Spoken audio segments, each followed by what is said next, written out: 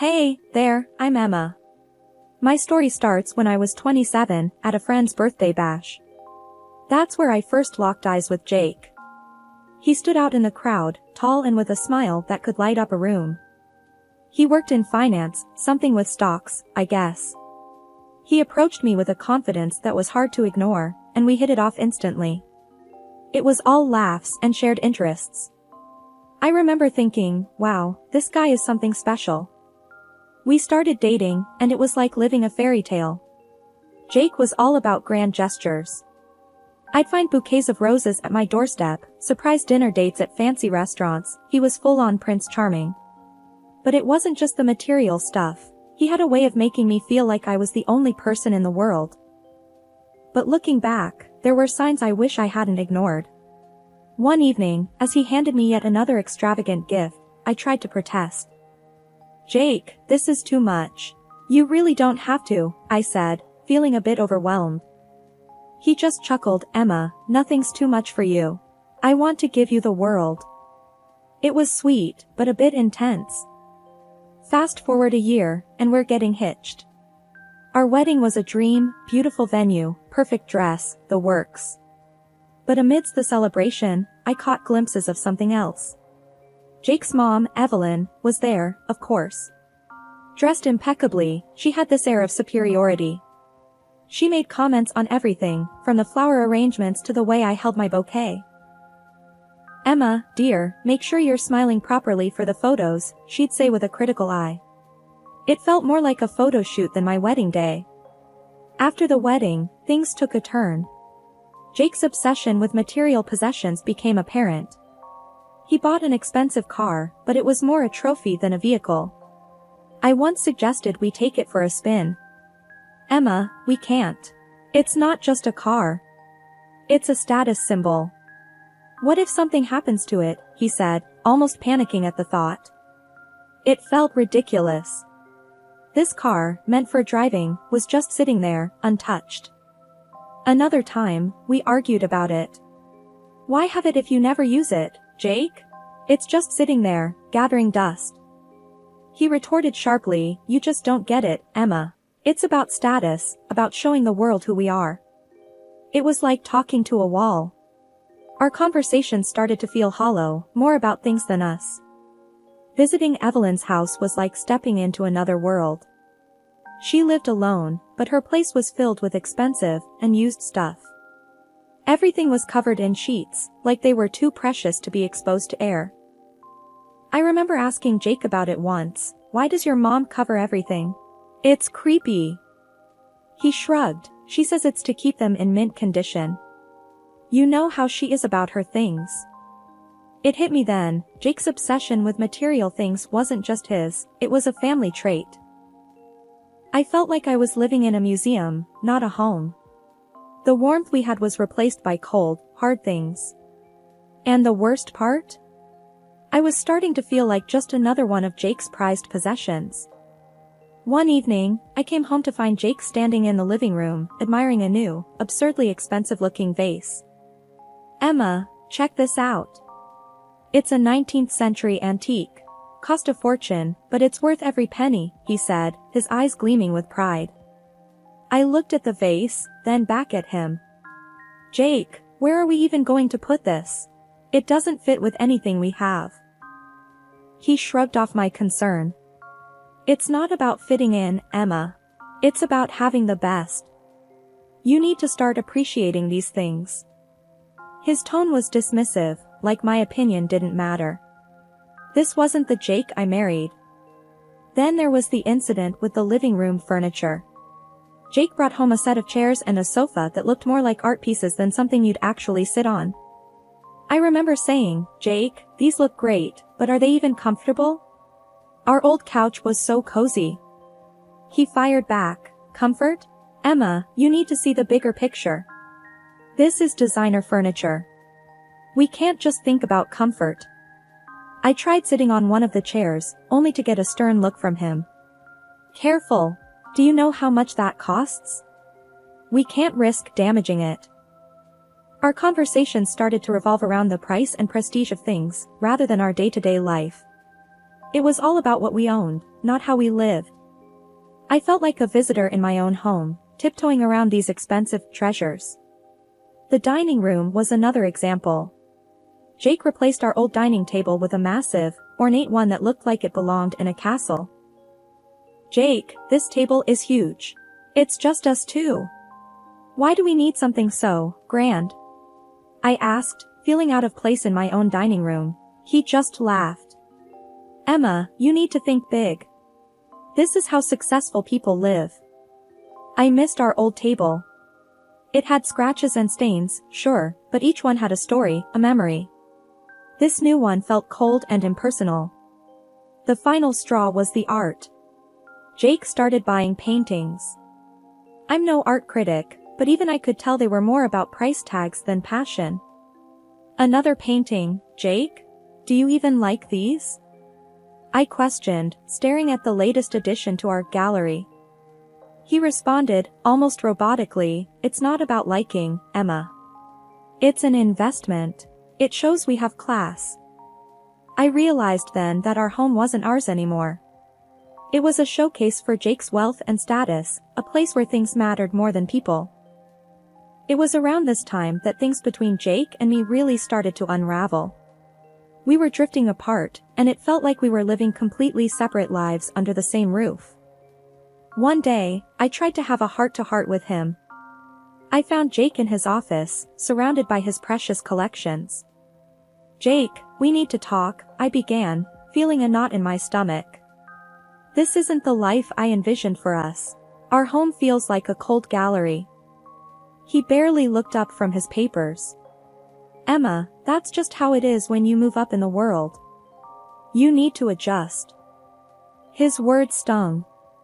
"Adjust? Jake, I feel like I'm living with a stranger. You care more about your things than us." Jake finally looked at me, his eyes cold. "Maybe you're the one who's changed. You used to admire my ambition." It was like talking to a wall. He just couldn't see how his obsession with material things was tearing us apart. Then came the crystal set incident with his mom, Evelyn. She'd come over one day, and I thought maybe, just maybe, we could have a nice family dinner. I decided to use the crystal dining set Jake's grandmother had left him. It was beautiful and, I thought, perfect for a special family dinner. Big mistake. As soon as Evelyn saw the table, her face turned red with anger. "What on earth are you doing, Emma? Using the crystal set for a casual dinner? Are you out of your mind?" I was taken aback. "Evelyn, it's just a dinner set. I thought it would be nice to use it for once." Jake walked in, and instead of backing me up, he sided with his mother. "Emma, you should have known better. These are not for everyday use. They're valuable." I couldn't believe what I was hearing. "Valuable? Jake, they're just collecting dust in a cabinet. What's the point of having them if we never use them?" His response was curt. "It's about preserving their value, Emma. Not everything has to be used." That was the moment I realized our relationship had hit rock bottom. Jake and his mother were more concerned about preserving things than enjoying them or nurturing our relationships. From that point on, things only got worse. Jake became more distant, and I felt lonelier than ever in our perfect home. His priorities were clear, and sadly, our marriage wasn't one of them. I decided to file for divorce. It wasn't what I wanted, but it was what I needed. After the finalization of my divorce, I felt a profound need to escape, to find solace away from the chaos that had engulfed my life. Seeking a fresh start, or at least a temporary respite, I planned a solitary trip to the seaside. It seemed like the perfect way to celebrate my newfound freedom and to reflect on the tumultuous journey I had just endured. 1 week into my serene escape, while I was lounging on the beach, my phone erupted with the harsh ring of an incoming call. The screen displayed Jake's name, stirring a whirlwind of emotions within me. With a heavy sigh, I answered, bracing myself for what was to come. The moment I greeted him, Jake's voice, thick with fury, boomed through the phone. "Emma, what the hell have you done to my house? My paintings, my furniture, everything's ruined." I sat bolt upright, my heart pounding. Jake, what are you talking about? I've been at the sea for a week. I haven't been anywhere near the house. His accusations grew louder, more frantic. Don't play games with me, Emma. This has your spite written all over it. Flustered and shaken, I struggled to make sense of his words. Jake, I swear, I haven't done anything. I don't know what's happened, but it wasn't me. He hung up abruptly, leaving me in a state of shock and confusion. Panic set in, and I hastily packed my belongings, cutting my trip short. The drive back home was agonizing, filled with a mix of fear and dread about what I would find. My mind raced with possibilities, none of them good. Upon arriving home, the scene that greeted me was beyond anything I had imagined. The living room, once a pristine showcase of Jake's expensive tastes, was in utter disarray. The designer furniture was scratched and damaged, and the paintings that Jake had so meticulously selected were torn and defaced. It was a scene of deliberate vandalism, a targeted destruction of the material possessions he had valued so highly. I stood amidst the chaos, struggling to process the extent of the damage when my phone rang again. This time, it was Evelyn, Jake's mother. Her voice oozed with a vindictive satisfaction as she spoke. I hope you're happy now, Emma. Seeing all of Jake's precious things destroyed must be quite satisfying for you. Stunned, I managed to reply, Evelyn, what are you talking about? Did you do this? Her laughter was cold, devoid of any remorse. Well, I couldn't let you enjoy all these things after the divorce. I thought I'd take them away from you, just like you took my son away. I couldn't help but nervous laugh. Evelyn, you've made a terrible mistake. The court awarded these items to Jake, not me. You've destroyed your own son's property. There was a moment of silence as the truth sank in. No, that can't be. They were supposed to be yours, to punish you. The call ended abruptly, leaving me in a state of shock. Reeling from the shock of Evelyn's confession and the state of my home, I was trying to make sense of it all when my phone rang again. It was Jake. Bracing myself for another round of accusations, I answered. Emma, this is not over. You'll pay for what you've done, he seethed without any greetings. Jake, listen to me, I said, trying to keep my voice steady. Your mother just called. She admitted to destroying your stuff, thinking it was mine. There was a pause on the line, a silence filled with disbelief. What? My mother? No, you're lying. She wouldn't do something like that. I felt a surge of frustration. Why would I lie about this, Jake? She thought she was getting back at me for the divorce. She didn't know the court awarded those items to you. The skepticism in his voice was palpable. I don't believe you. She wouldn't. Check your mail, Jake. I recorded a phone conversation with her in which she admitting everything. Listen to it yourself. Another pause followed, longer this time. If this is true, Emma. It is true, Jake. Your mother made a huge mistake. The call ended abruptly, and I was left standing in the middle of the living room, surrounded by the remnants of Jake's prized possessions, feeling a bizarre mixture of vindication and sadness. A few hours later, Jake called back, his tone now a mix of anger and confusion. I heard the record. I can't believe she would go this far. This changes things. I need to deal with her. Yeah, you do. And Jake, I had nothing to do with this. I hope you understand that now. The situation quickly escalated into a legal mess, with Jake deciding to sue his own mother. I watched the whole drama unfold with a sense of irony. It was almost poetic justice, the woman who raised a son to worship material things now being sued by him for destroying those very things. Jake called me a few days after he filed the lawsuit, sounding all worked up. Emma, can you believe this? I'm suing my own mother. I couldn't help but laugh. Well, Jake, looks like the apple doesn't fall far from the tree. You and your mother are more alike than you think. He didn't find it amusing. This isn't a joke, Emma. She destroyed property worth $90,000. Oh, I know it's serious. But come on, Jake. You're suing your mom over things? Didn't you learn anything from our divorce? He was silent for a moment, probably not expecting my blunt response. I have no choice, Emma. She went too far. I shook my head, even though he couldn't see me. You always have a choice, Jake. You chose things over people, and look where it got you. The court sessions were a spectacle. Jake, usually so composed, was now embroiled in a bitter legal battle with Evelyn. She seemed to fluctuate between regret and stubbornness. I bumped into Jake outside the courtroom once, and I couldn't resist a jab. How's it feel, Jake? Taking your own mother to court? He looked defeated, a shadow of his former self. I never wanted it to come to this.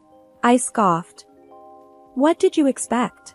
You and your mom, always placing things above everything else. The judge eventually ruled in Jake's favor. Evelyn was ordered to pay a full sum for the damages. When Jake called to tell me about the verdict, I felt no sympathy for him. So, you won. Happy now? I asked, my tone laced with sarcasm. It's not about winning, Emma. It's a mess, he replied, sounding drained. Maybe now you'll understand, Jake. Life's about more than just stuff. You and your mother, you really deserve each other. As I hung up the phone, I couldn't help but feel a sense of closure. Watching Jake and his mother entangled in this legal and emotional chaos, I realized how far I'd come from being part of that world. After the whole lawsuit drama, things calmed down, but the air was still thick with tension and unresolved feelings. Jake and his mother were no longer on speaking terms, and the once grand and proud home now felt more like a battleground. A few weeks later, I ran into Jake at a local coffee shop. It was an awkward encounter, but I couldn't resist striking up a conversation, curious about how he was coping. Hey, Jake, how's life treating you after the big court drama? I asked, unable to hide the sarcasm in my voice. He looked up, weary and deflated. Emma, it's been tough. Mom and I haven't spoken since the verdict. I sipped my coffee, trying to mask my indifference. Well, what did you expect? You sued your own mother. He sighed, running his hands through his hair. I know, but she crossed a line. It's complicated. I shrugged. Seems pretty straightforward to me. You both worshipped material things, and look where it got you.